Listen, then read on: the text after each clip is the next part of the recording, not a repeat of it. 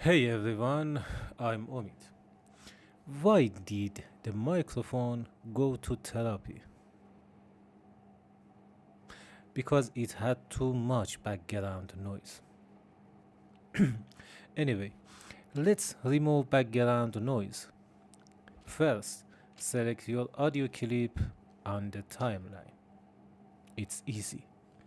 Select your audio clip. Then go to the Essential Sound panel. It's here. Click on it. Set your clip to dialogue. Now enable enhance speech or reduce noise depending on your version of Premiere Pro.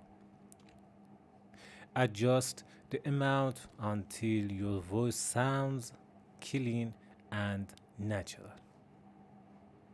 And that's it. Your background noise is gone. It's super easy. Don't forget to like, comment, and subscribe for more quick Premiere Pro tutorials. See you in the next one.